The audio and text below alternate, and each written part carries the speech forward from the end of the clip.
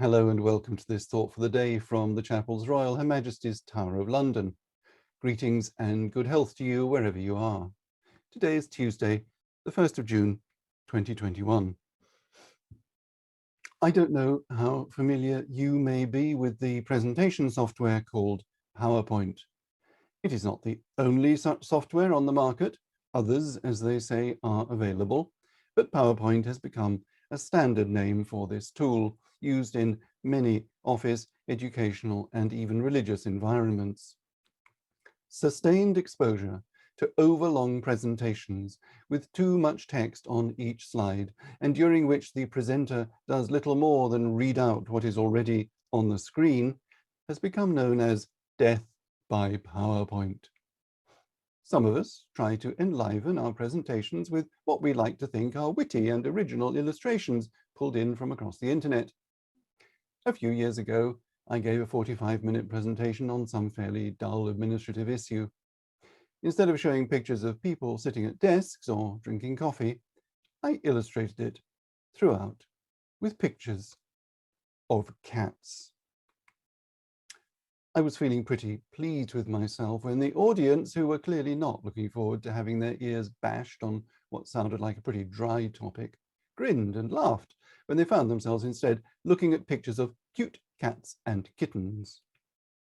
At the end of the talk, a number of them said how much they had enjoyed it, but then one lady who'd hung back as the others left told me she had not enjoyed my presentation at all.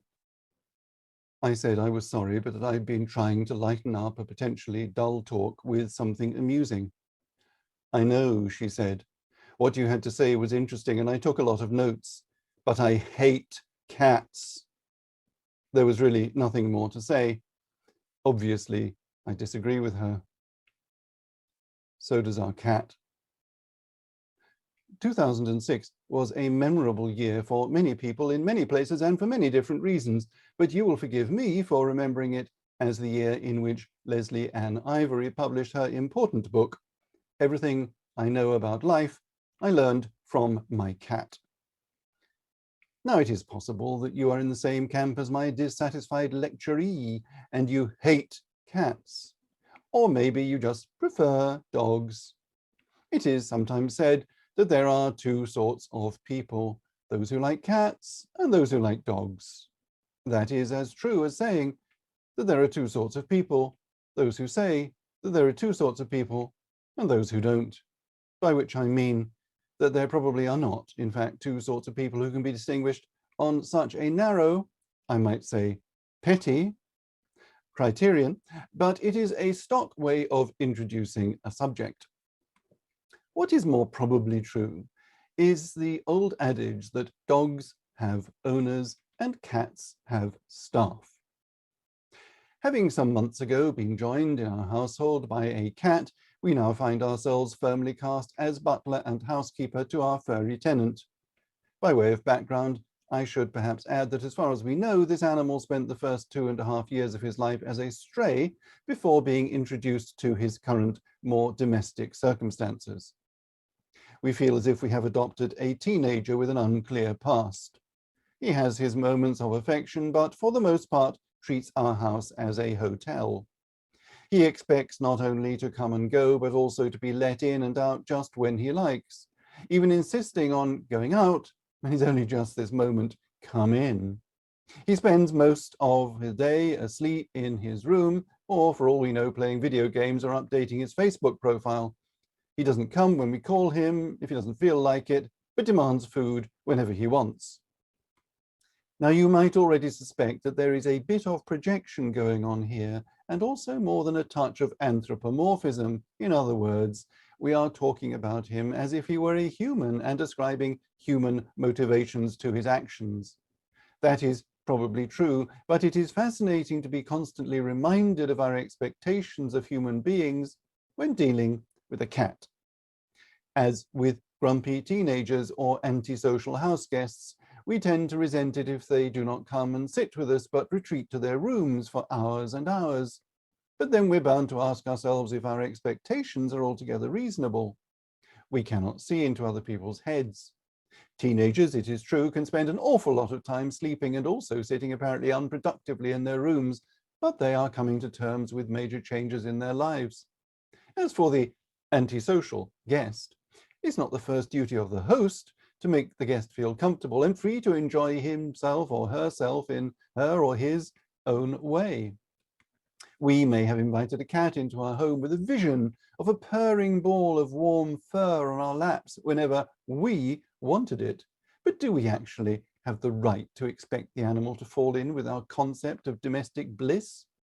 And it may be natural for us to object when our feline friend brings us living mice to scamper around our hall, but presumably the cat has his reasons. It may just be that it is bringing us a present and is more than a little put out when we either scream and stand on the furniture or dispatch his long-tailed prey with a shoe and dispose of it down the loo.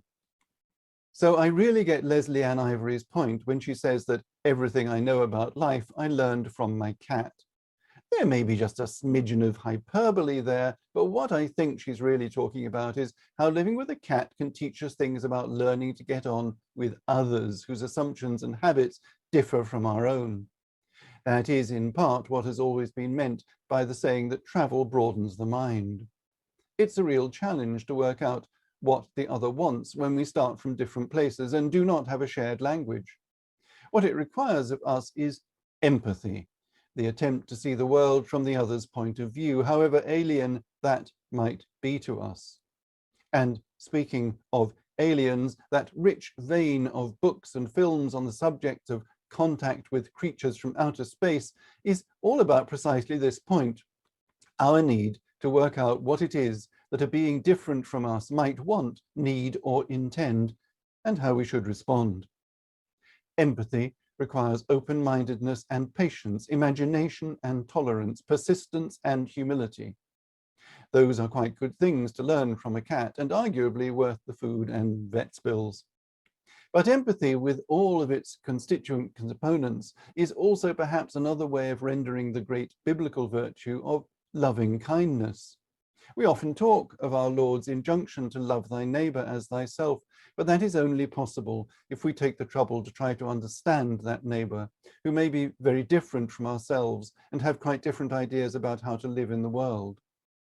Loving your neighbor is not just about transmitting nice sentiments, but working quite hard to comprehend how another person might perceive the world.